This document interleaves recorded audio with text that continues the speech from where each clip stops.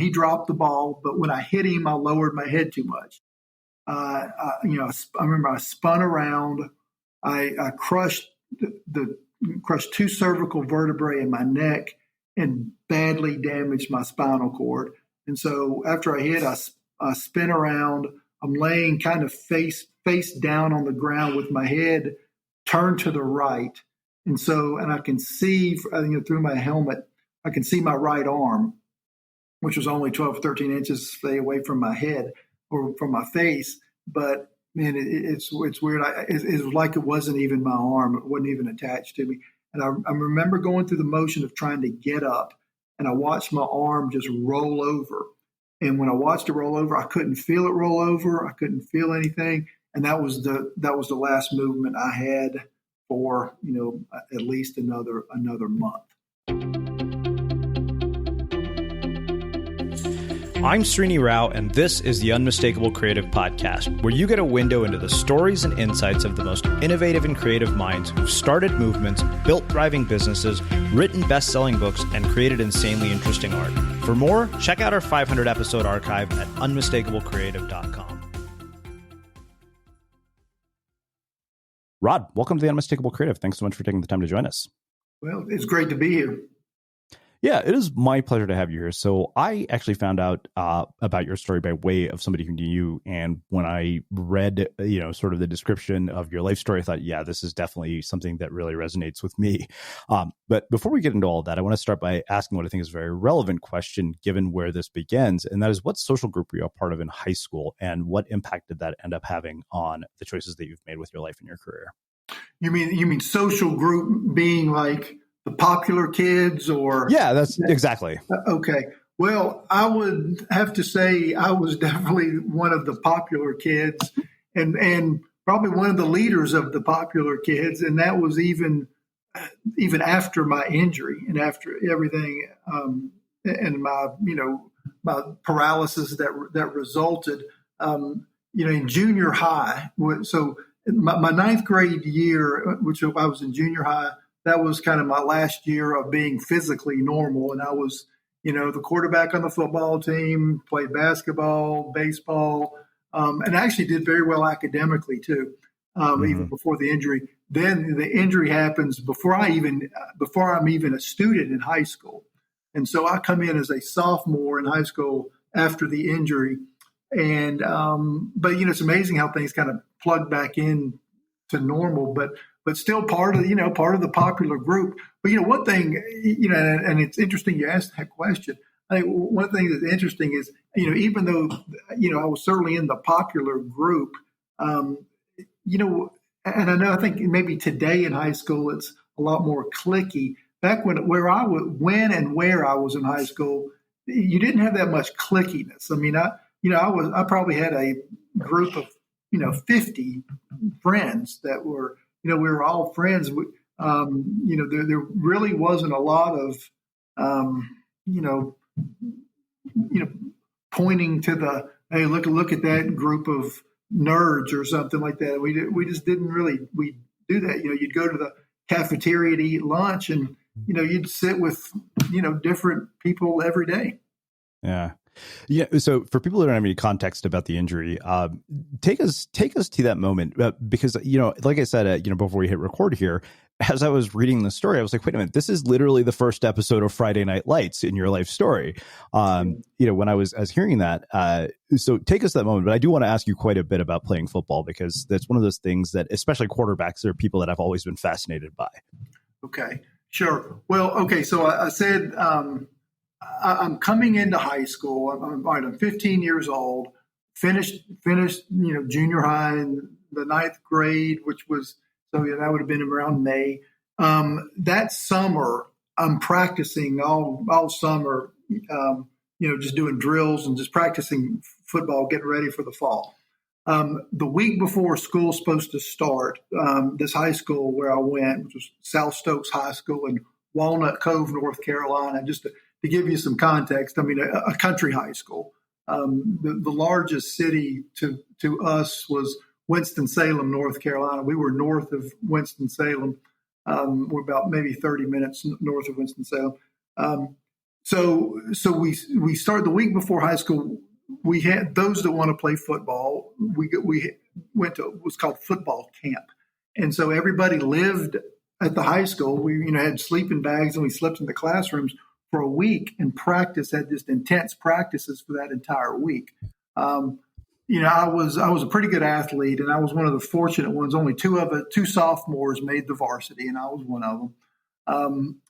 So at the end of the week, we had the inter squad scrimmage where we're dressed out, full uniforms like we were going to play a regular game. The scrimmage is open to the whole town.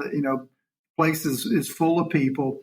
I've never played on a stage that large in my life. It's all, junior highs. That's always the largest, no big stadiums with, the really manicured grass. And, so this was a pretty big deal for me. So I'm a little jacked up when I'm out there. So I was actually the starting free safety. I'd earned the starting free safety job just in football camp, and was pushing to be the starting quarterback, but just hadn't gotten there yet.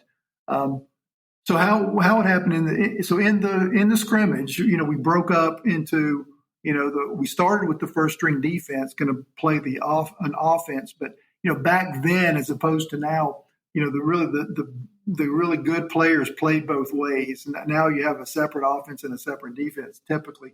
And so the offense was kind of a, makeshift kind of put together type offense just to give us a look and to run some plays against us. Well, the tight end on that offense, who was typically the starting guard on offense, just for fun, he split out and played tight end. And this kid was about 6'3", probably weighed 265, 270, a huge guy. Went on to play college football at Wake Forest. So he goes to tight end. I'm playing free safety, and I'm probably 6 feet, maybe weigh 160. So I'm not, I hadn't, at this point in my life, I hadn't been in the gym to, I'm just not old enough. I've been in junior high. These guys, this tight end was a senior, had been, lifting weights for 3 solid years. Well, anyway, the first play was a pass across the middle. I saw him, come across the line, saw the quarterback, tracked his eyes, saw where he was going with the ball. Couldn't get there fast enough to intercept it. But when the ball got close, when it hit his hands, I hit him as hard as I could. And, I was, like I said, I was kind of jacked up. I want to show everybody there, new guy here. I want to show everybody how hard I can hit. And I did. And he dropped the ball. But when I hit him, I lowered my head too much. I mean, not an intentional trying to spear him or anything, but hit him hard. Hit him on the crown of my head, or my helmet hit the top of his thigh. And when I hit, I remember I spun around. I crushed crushed 2 cervical vertebrae in my neck and badly damaged my spinal cord. And so after I hit, I spin around. I'm laying kind of face down on the ground with my head turned to the right. And I can see, through my helmet, I can see my right arm, which was only 12, 13 inches away from my head or from my face. But it's weird. It was like it wasn't even my arm. It wasn't even attached to me. And I remember going through the motion of trying to get up, and I watched my arm just roll over. And when I watched it roll over, I couldn't feel it roll over. I couldn't feel anything. And that was the last movement I had for, at least another month. Yeah. So that's kind of a breaking point in the story, if you want me to stop there. Yeah. No, so, I remember because it was it was in the very beginning of the book, you said, I was 15 years old in 1981 when I broke my neck playing high school football. And you mentioned that, you were, one of the most heralded athletes in the school's history. And you said, in one game I threw for over 400 yards and 5 touchdowns. I averaged 20 points in a game in basketball. I played baseball and ran track. You seem like you were almost this athletic phenom as a freshman who was destined for really, really big sort of athletic success. And to have something like that happen so early, what did that do for your sense of identity? Because, I've talked to people who are professional athletes, and when their career ends, whether it's through an injury or whether it's through just the shelf life of an athlete, this is one of the biggest challenges they have, is finding who they are in, after something that has defined them for so long. Right. Well, what may be a little bit different from me than like these professional athletes is I was so young when this happened. I mean, only being 15 years old, but really my whole life before then. I mean, athletics was such a large part of it. And I tell you, it was kind of hard in the book just to, list some of my stats because I didn't want to come off as, bragging or anything. But I thought it was necessary to kind of set the table or set the tone as to kind of, this was a kind of a far fall from really being kind of that good. But as far as how it changed my identity, like I said, all right, so I'm only 15. And so the truth of the matter is I don't think the 15-year-old brain could really comprehend what had happened. And so once and we can talk about going through the next 3.5 months of rehab and then back to school. Absolutely. But when I plugged back into school, my identity, I don't think it changed at all. And it's because, I was pretty smart. I made really good grades, before this injury. And then so I continued to make good grades. My identity changed as an athlete, and there were some tough times about that. I remember, especially like going to basketball games and sitting in the stands, watching my friends play and doing well, knowing that if I were out there, I would be doing just as well and just having a good time. And here I am, no longer an athlete sitting in the bleachers. And that was kind of tough. I'll admit that. And that was tough to get over. But as far as my identity and as far as my life went, when I plugged back into school, personality wise, the way I was treated by my friends, my competitive drive, especially my competitive drive, it didn't end with the injury. Yeah.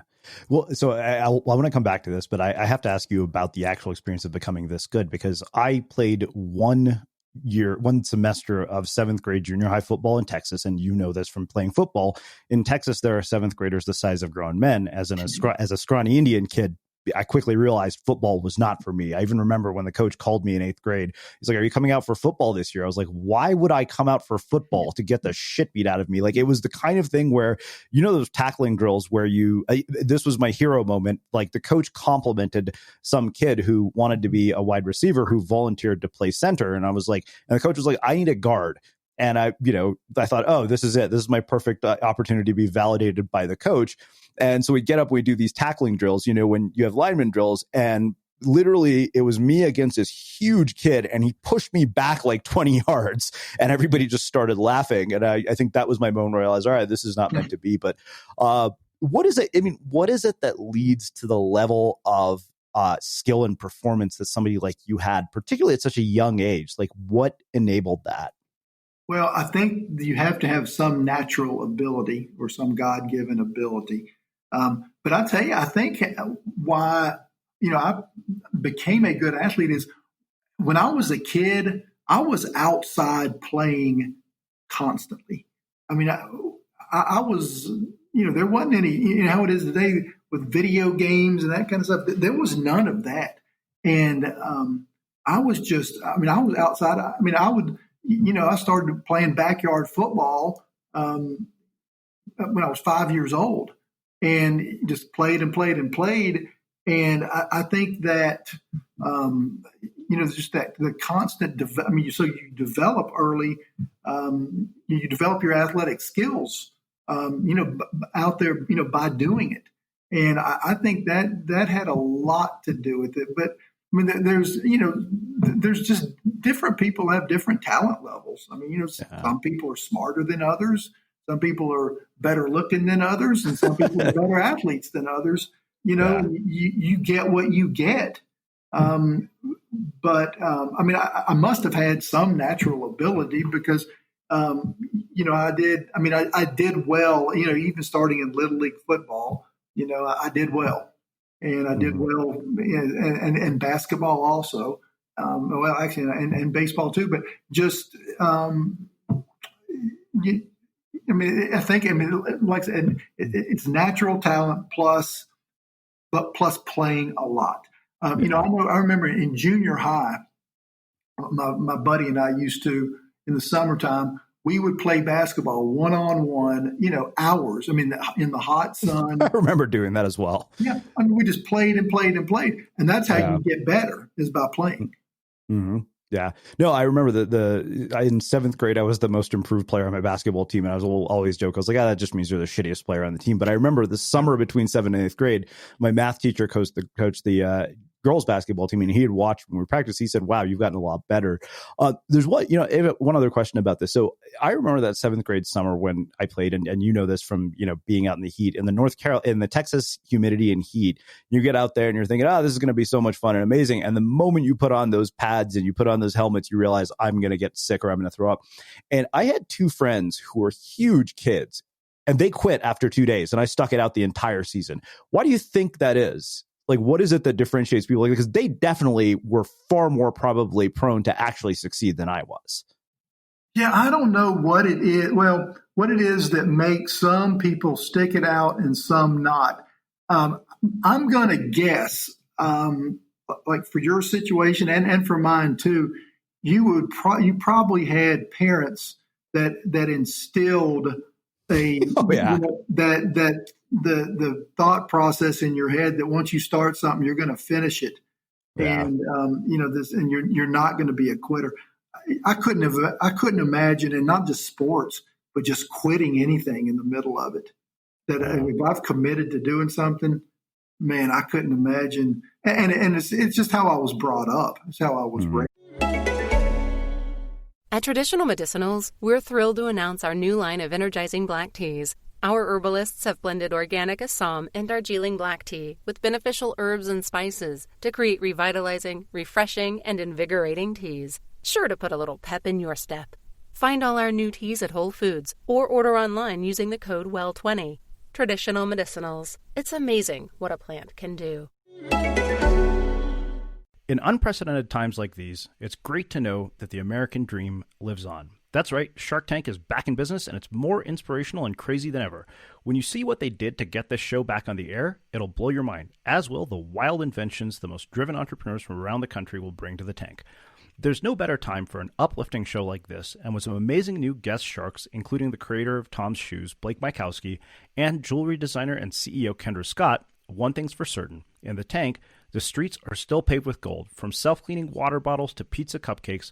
When the sharks see a great idea, the feeding frenzy is on. Shark Tank returns Friday, October 16th at 8/7 Central, only on ABC. Well, I mean, now that I know the timeline of the 80s, and, you mentioned you're in Mobile, Alabama, and, just given our current context, I have to ask, what were race relations like at the time when you grew up, and how did sports play a role in that? Well, man, that's a great question. And let me go back to, and I put this in the book, and I put it in there for for a specific reason, to talk about race relations a little bit. And of course, it's part of my growing up. But before I moved to King, North Carolina, when we went to the 7th grade, and that's where I was throughout the rest of my junior high and high school, I lived in a town called Emporia, Virginia. Now, Emporia is probably about 50%, at least 50% black, 50% white. That was the first time I'd ever gone to public elementary school when there were just as many black kids as white kids. Although, as far as I'm concerned, in that town, the race relations I had with my friends who were black kids was really good. However, in that town, it was still segregated as far as like the youth sports teams. Not that there were any rules that, hey, no blacks can come over and play in the white league. And I think maybe one or two would, but it was just, it's just kind of the culture of the town. But it's interesting that when we moved to that town, I think we were there only 2 years. The first year, my brother's a year older than I am. we played in the football in the white league. Well, the next year, my dad decided that he wanted to. My dad always wanted to coach us, and he wouldn't. They wouldn't allow him to coach basically in the white team. So he went over to it was called the Community Youth Center, CYC. That's where all the black kids went, and he coached that team. And my brother and I, there was about 60 kids on the team, so there's 2 white kids and about 58 black kids. And we had played that football season together. I was in the, 6th grade, and my brother was in the 7th. And it was one of the greatest experiences of my life, even today, looking back on it, because my brother and I, we were actually friends with these kids. This wasn't, just the two token white kids. That's kind of in reverse of what you normally hear. But yeah. And it was one of the greatest experiences that I've ever had. Now, moving to King, North Carolina, completely different in high school because there just weren't nearly the amount or the number of black kids there. But there were no problem. I don't think there weren't. I mean, there wasn't any problems, any race relation problems there. But now, when I moved to Alabama, and because this was after I graduated from law school in '92, not that there were any big race problems down here when I got here, but it's a different, it's different kind of attitude, I think, about race relations in what I will call the Deep South, which is, I think, Louisiana, Mississippi, Alabama, as opposed to Tennessee and North Carolina and Virginia. Yeah. Well, I mean, I think the reason that question came up for me when I was hearing you write about football in sort of the South is, like I said, I grew up in a small Texas town, and there were definitely undertones of racism. Like I remember very distinctly, I had a friend, we had a black kid who got stabbed at our school, like they got in a fight. And, I had this very close friend, and his parents were very, very kind to me. And there were days when I would hear things come out of their mouth, and it was just like blatant racism towards black people, yet they didn't have the same attitude towards me. And I think what always struck me about that was we weren't talking about uneducated rednecks. We're like talking with people with PhDs who come from the wealthiest families in town. And I just found that so striking that somebody who is so educated, somebody who is that wealthy could have that attitude. It really, and it was shocking every single time I heard it, because I am, this kid in 7th grade, hearing his mom, my friend's mom, like make these racial slurs while driving me to school. And it just really struck me as so strange. Yeah. And I've grown up with that too. I mean, that's, I don't think that's uncommon, but I tell you what I do think is happening now. Or I think it's every generation. Like, I don't think our generation is not as racist as the last. And I think as you get away from say slavery, and I guess with 1860s, and the farther you get away from it, I think the better it has become. I mean, my kids aren't. I mean, there's no racist thought that I think ever enters their heads. But I did grow up, and I think, and as you said too, even other kids' parents would make, just kind of the snide comments sometimes, and I wasn't raised like that. So, I mean, and it's not like I wouldn't say anything. I just kind of, listen to it and kind of, okay. Well, I think it's interesting, being an Indian person, like, we're like, and I'm not saying this out of ego, but like people kind of view us as sort of a model minority, right? Like, what do Indians do? We start companies, we become doctors and engineers and lawyers. And so but I mean, I've even heard racist things come out of my own parents' mouths where I'm like, okay, that's a little weird. Why did you say that? But I want to come back to the race thing when we talk about your career as a lawyer, because I think there's a lot of interesting ties there. But let's go back to this moment, in rehab. The thing that really struck me at the beginning is, you said maybe because of my youth or brain condition, I was always upbeat in the days following surgery. I smiled and laughed at my family and friends who came to visit. My smile was actually genuine. Oddly, I was never depressed. My life had been forever changed, but for some reason, I was always genuinely upbeat. And that stood in such stark contrast to that, moment in Friday Night Lights when you get to the second episode and Jason Street is like, on the verge of breaking up with his girlfriend and all hell breaks loose. And what is it like? Why is it that you had this response to such a tragic situation and other people don't? I don't.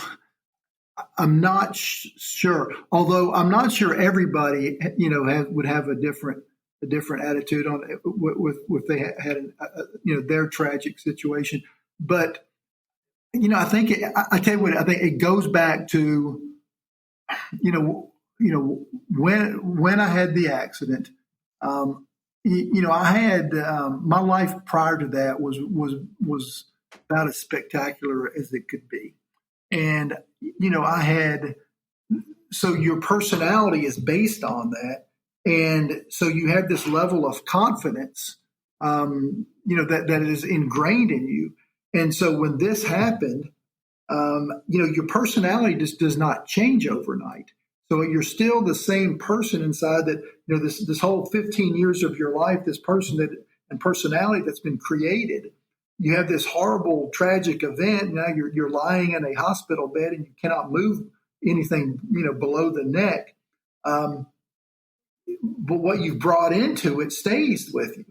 And so, and I don't know why it was that, I did some, I did. I genuinely stayed upbeat. Now, that doesn't mean I didn't have a day or two where, I had some bad days, but for the most part, yeah. I was genuinely an upbeat person. I guess it was especially once I started being able to move, some stuff again. It was all right. Let's get into rehab and let's see what we can do and see what we're going to have left to move on with my life.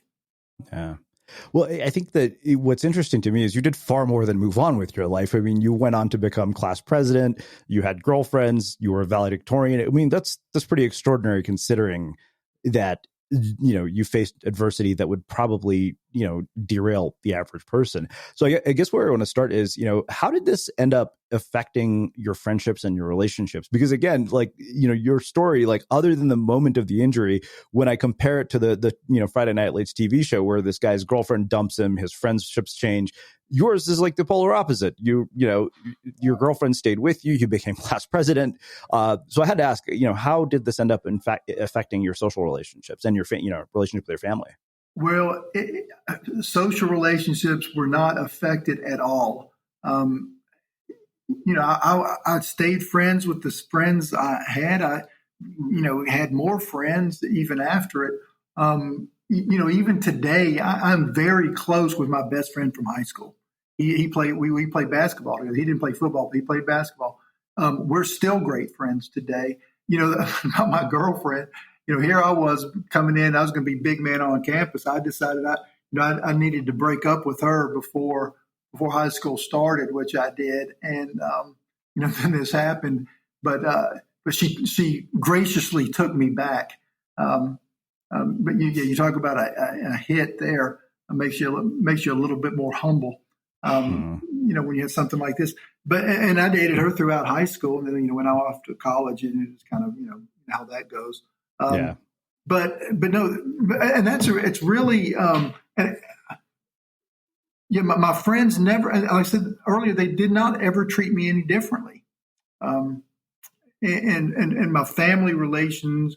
Family was basically the same too. My brother's a year older than me. We've always been close. I've got three sisters. My parents are divorced now, but they were married throughout, all of my schooling, and they didn't get divorced till later on in life, but still very close to them. One thing, when you have an injury like this, it's taxing on your family. My mom was at the hospital and the rehab center every day. and we've got, at the time, my brother was at home and I had two sisters at home. They've got lives going on. My dad's, out running his business. My grandmother came over to live with us for a while to do the cleaning and the cooking, and it's taxing. So it's not just you that's or me that's affected by this. It affects everybody. And I think when I first got back to high school, I think my friends may have been a little, a little tepid, maybe, or not nervous, but treat me little, not nicer or anything, but just, like I was a little more fragile, that of a person than I was. But it didn't take long because I didn't really change as a person inside. And then things just, started going on as they normally did. Yeah. So you went on to become, a trial lawyer. What prompted your interest in the law, of all things? My grandfather was a lawyer and a judge. And so that was kind of it. But I didn't have some burning desire to be a lawyer.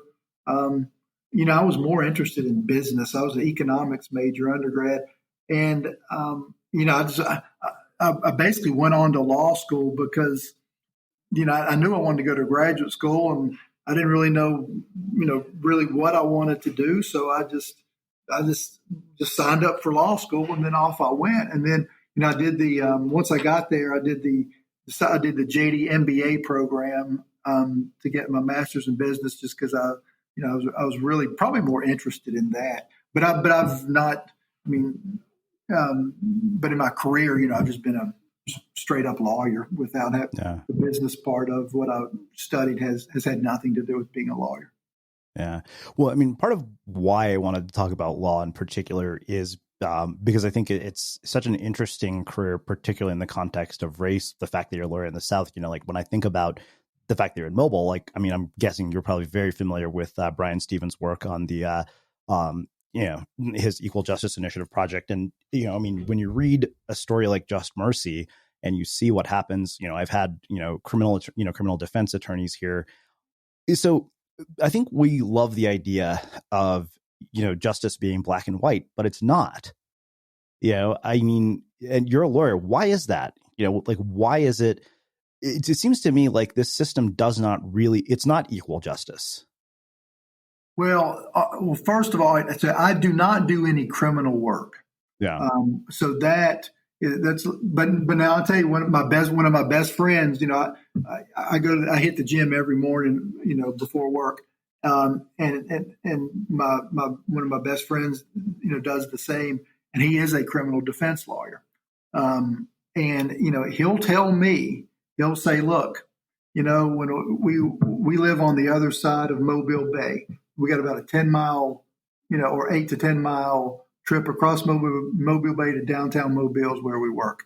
And one of the ways you can get across either the interstate or what's known as the causeway, which is the highway that goes across, it's part land and part water, part bridge. But he said, he tells me, he goes, look, when I see policemen, have people pulled over on the causeway, he goes, 9 times out of 10, they're black. Yeah. Not the policeman, but who's getting pulled over. And, I've never noticed that because him being a criminal defense lawyer, he sees this more than I do. And so it's more, it's more apparent and it's more part of his life. That's what he sees. And, why that is, I guess that's why we're going through what we're going through today with, with the Black Lives Matter. It's real. There's no doubt about it. But further to what the question was, why justice isn't the same and or fair and I don't know. Just getting on beyond a black and white or a racial thing is, I remember when I first started practicing, I thought judges, here I am, I guess when I'm 24, 25 years old, I guess 26 when I first started practicing law. And so you go in, you're just you're new, and you get into the courtroom for the first time, and these judges, they're all so much older.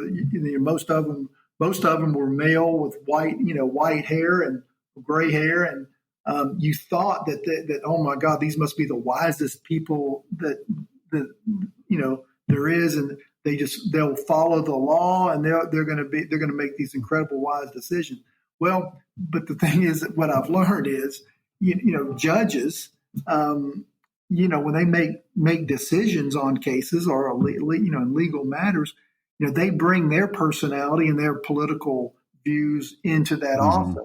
You got plaintiff-oriented judges, you got defense-oriented judges, you got judges that are down the middle. I mean, there's some judges down here that how they're going to rule on something, but before you even file a motion, if you're going to win it or not, because if I'm a defense lawyer, and some judges are very plaintiff-oriented, and they're not like, say, you file a motion for summary judgment, which is something that gets the case thrown out as a matter of law, even though you think it's due to be granted, going in it's not going to be.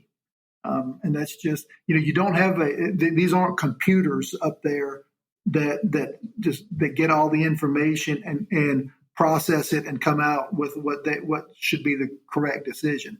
These are people up there making decisions, and their past and their experiences go into and their biases go into their decisions.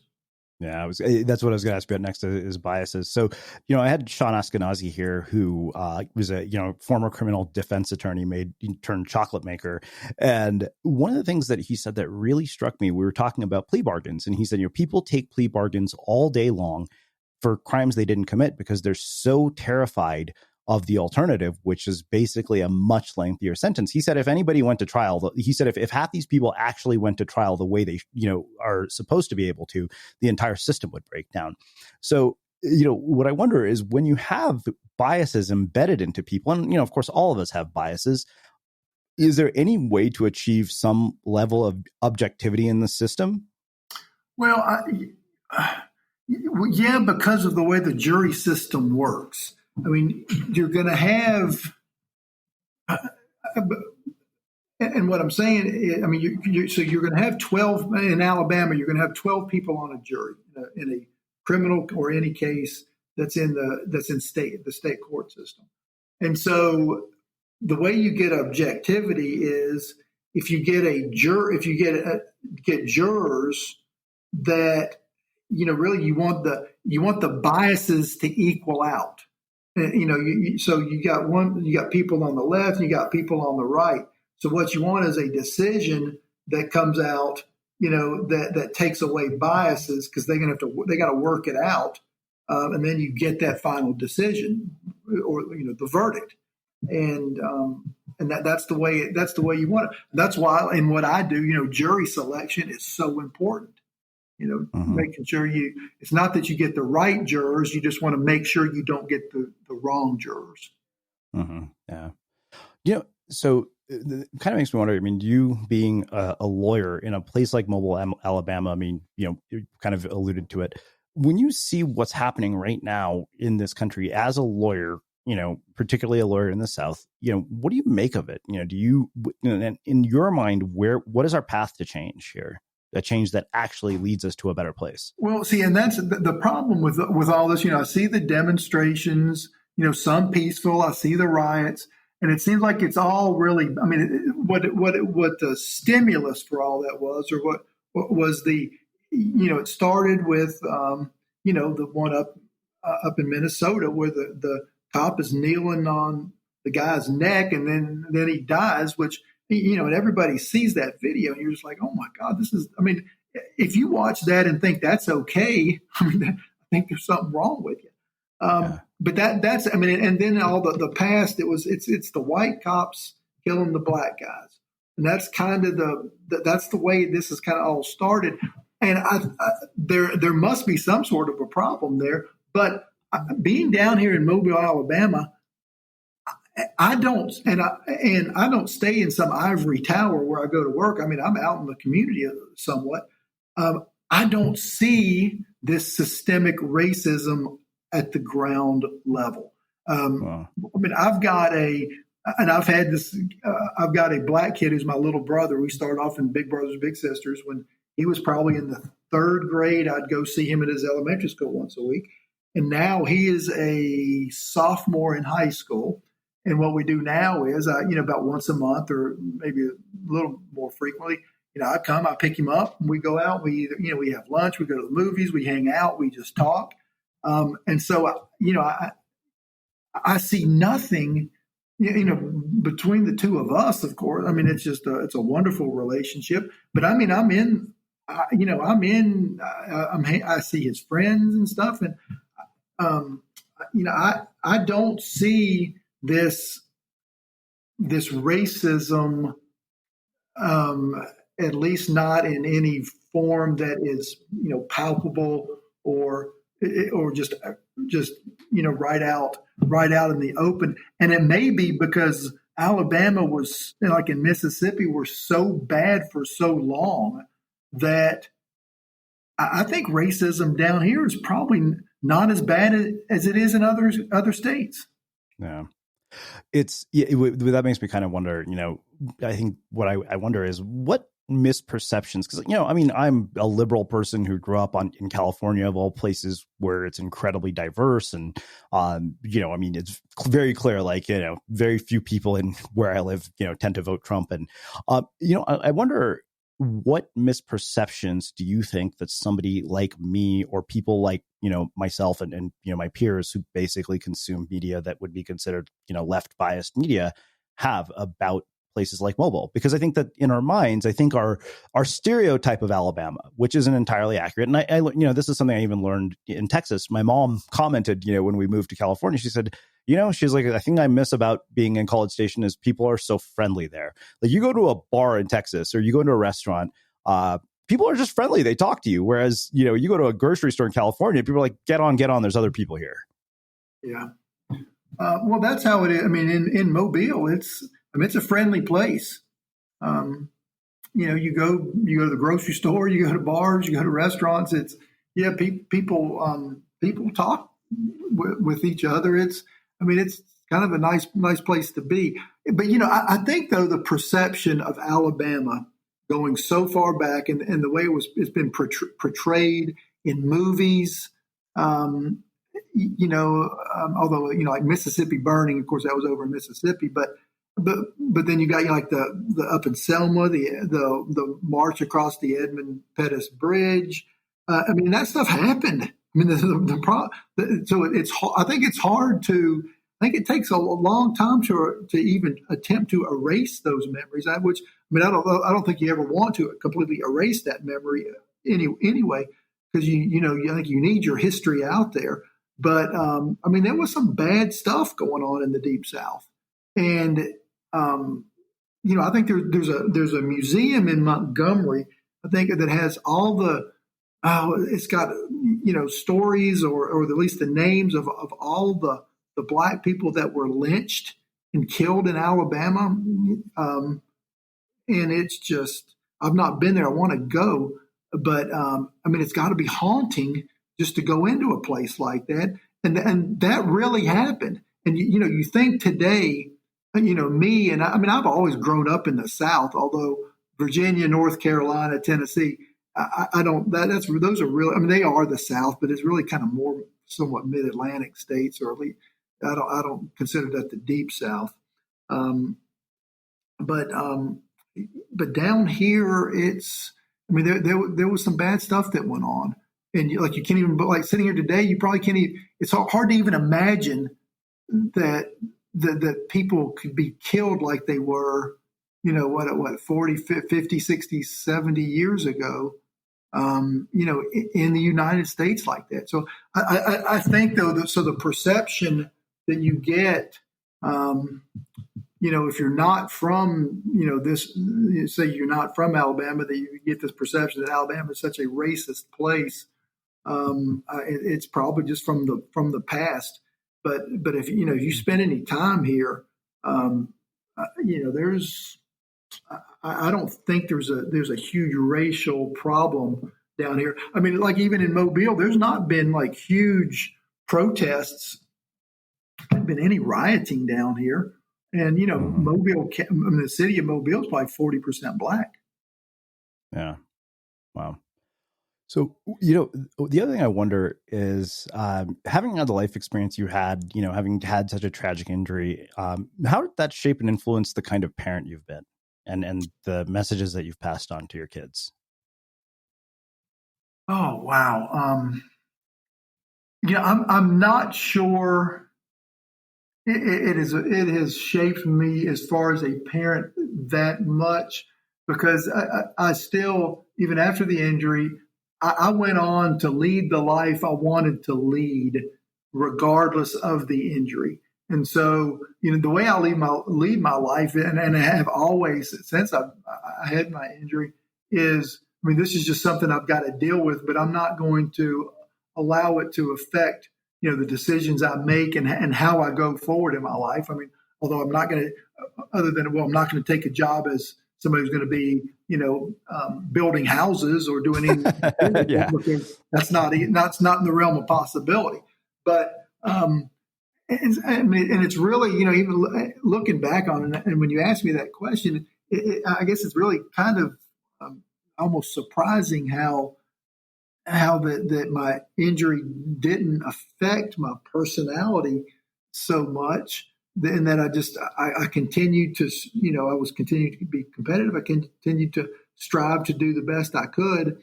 Like when my son, one of my sons played football, as a kid for a while, and I didn't prohibit it, but I tell you, I did not encourage it. I wasn't going to be one of those parents who are like, hey, by God, you're going to get out there and play football because you're going to be a man. There's no way I would have done that, because if something would have happened bad, I wouldn't be the one, to have pushed a son into that. That would have been the worst thing. But and my kids have, from day one, they've known nothing else other than having a father with a major physical disability. And so, it's, and I don't think they've ever been, I've got a great relationship with my kids. I don't think they've ever been like embarrassed to, be walking around with me, or even, when they're younger, because, all, kids, I've gotten used to, I would, my oldest son, when he was in kindergarten, I would walk him to class every day because he was scared to go in. So, I walked him for like 30 days. So, I'm walking, you got all these little kids over there, just, as I'm walking, you can just see them staring and, pointing and that kind of stuff. But my kids have never, they never, I don't think they've ever been like, embarrassed, like, oh, there's my dad who walks so funny. So I'm trying to think if I've become a different parent because of my injury. I don't think so. I think I've taken the same personality, what I brought into the injury, and then what I've learned after it, into being a parent, and just trying to be a loving, supportive parent who, I've wanted my kids to be, as successful as possible. But, my wife and I really didn't push our kids. Maybe I didn't really push my kids, to the brink of them, like, I just can't take this anymore. Or like push them, like, you got to get your grades up. You got to make all A's. You got to be the best athlete. You got to be this. That's, we've never done that. We've kind of let our kids kind of become their own people. Of course, the problem with that is, they made okay grades, but they certainly weren't at the top of their class. But they're my two that went to college. They've graduated. And they're out working now, and so they seem to be very well adapted kids. And I think my wife and I did a pretty good job parenting them. Yeah. So there's this theme that has, showed up over and over in our conversation of the fact that you weren't going to let this thing define you, and you're going to live your life, and push it to the limits of what's possible regardless. And this is something I've asked people in some form or another, the sort of relativity of grief, so people have far worse responses to far less dire situations than the one that you're in. Why is that? I don't know what's going on in the heads of some other people on why they do this. I mean, it's, and it may be, what happened in their life before what the event they had, whether it be minor or a major event. I mean, if your personality or your level of confidence, or if you're not a happy person going into something, and then something bad happens, and it may not even be, when you, not that I've ever wanted to compare tragic events, but if somebody, has something that you would think maybe not be that big of a deal, and they just fall apart, it might be that because, the type of person they were coming into it. Like, I was a very strong, confident person when this happened. And so I continued with that. I guess if I, had issues of self-doubt or, problems like that when this happened, I don't know, maybe the effort or to move on and try to live your best life, maybe it wouldn't have been there. It's hard to say really to me why people don't, or why some people just kind of quit and fall apart. Why they do, I really don't know. Wow. Well, this has been really, really fascinating. I've really enjoyed chatting with you and learned a ton. So I have one final question for you, which is how we finish all of our interviews at the Unmistakable Creative. What do you think it is that makes somebody or something unmistakable? Well, give me the definition of unmistakable so I can answer that. So my definition of unmistakable, because I wrote a book called Unmistakable, and you have to define it apparently when you write a book called that, is something that is so distinctive that nobody else could have done it but you. Well, I don't want, it's hard to say that nobody could have achieved what I did after my injury, because I'm sure there's people out there that have had horrible injuries or horrible physical things happen to them that have done just as well or better than I have. But I think what's different about me is, it was the constant drive to be successful and to live a great life. It was, knowing, all right, I've got this physical disability, so knowing I'm going to struggle physically every day. I'm going to struggle to walk, to class in college. I'm going to struggle to walk into the office every day. I'm going to struggle to walk in the courtroom. But you don't let the physical struggle, change what you want the outcome to be, which is, I want to live a great life. We got one life. this is it. And so you have one part of your life that is not the greatest, the physical, like for me, the physical part of it. I'm not going to let that screw up the rest of it. And so, to me, it's all of this quest for just having a great life, because this is all you got, and if you quit, well, then there goes your life. So I guess, to sum it up, I'm all about just having the best, I want to lead the best life I can lead. I want to be as happy as I can. I want to do as many great things as I can. I just want to have a great life. Amazing. Well, I can't thank you enough for taking the time to join us and share your story and your insights with our listeners. Where can people find out more about you, your book, your work, and everything else you're up to? Yeah, my book is the best way to do it is just go on Amazon and get it. It's called Get Back Up. Although I do have a website, which my website, though, is not much more than a landing page. It's www.rodcate.com. But, if people want to follow me, I've got a YouTube channel. If they just want to, put Rod Cate in there, I've got some, I've given some talks. I've got some videos of me working out on there. And so if you're curious to see what how I walk and how I do my physical stuff. I put some of the workout stuff on YouTube, and I've got an Instagram account. Just look up Rod Cate. I've got some photos on there, that kind of stuff. Awesome. And for everybody listening, we will wrap the show with that. Thank you for listening to this episode of the Unmistakable Creative Podcast. While you were listening, were there any moments you found fascinating, inspiring, instructive, maybe even heartwarming? Can you think of anyone, a friend or a family member who would appreciate this moment? If so, take a second and share today's episode with that one person, because good ideas and messages are meant to be shared.